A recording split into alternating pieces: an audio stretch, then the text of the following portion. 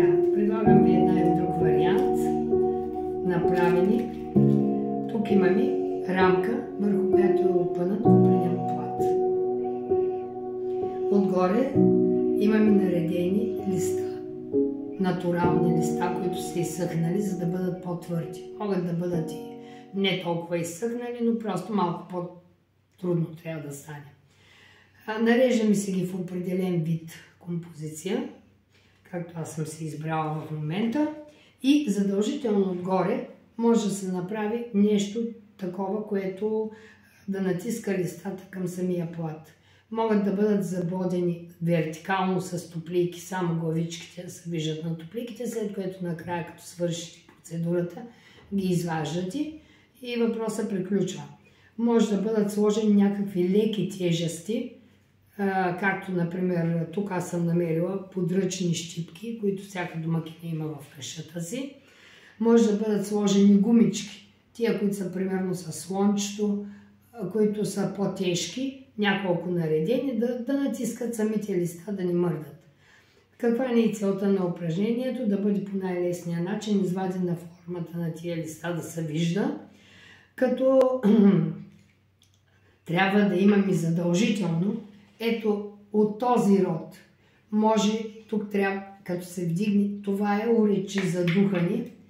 Вижте разликата между двете. Това може да се вземе от всяка книжарница. Това е наклонено. Това не ни върши работа.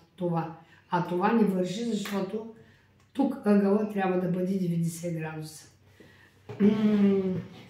Вземаме боичката и духаме така, че струята да попадне върху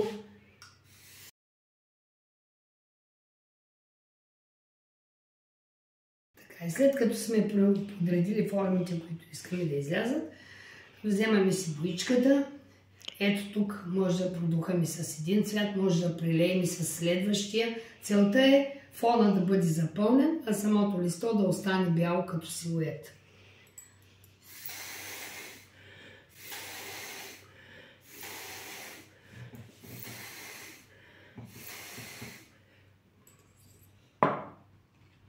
Ето, понякога стават и такива фалчета.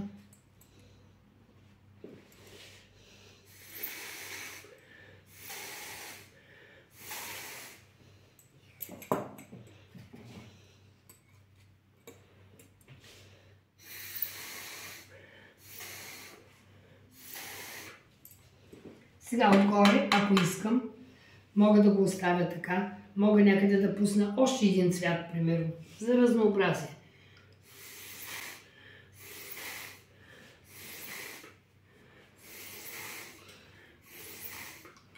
Така, сега тук имам някакво фонче направено, но мога още повече, ако реша, да обогатя цвета.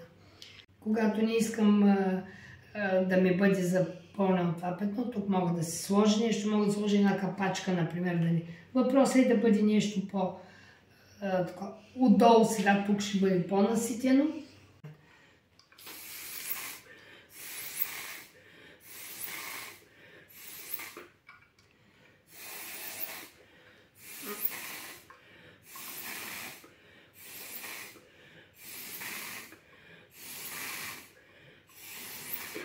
В тази част отдолу имаше продухан по-светъл цвят, а отгоре сложихме малко оранж за леко потъмняване, за да има хем някакъв цвят отдолу от първите, които продухахме, хем да се обади контрастно по-новия.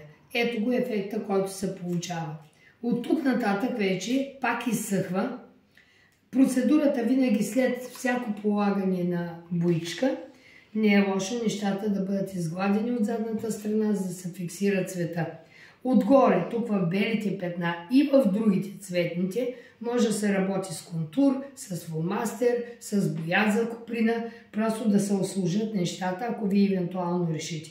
Ето, например, в този край с наслагването, как се получава по-сложно петно.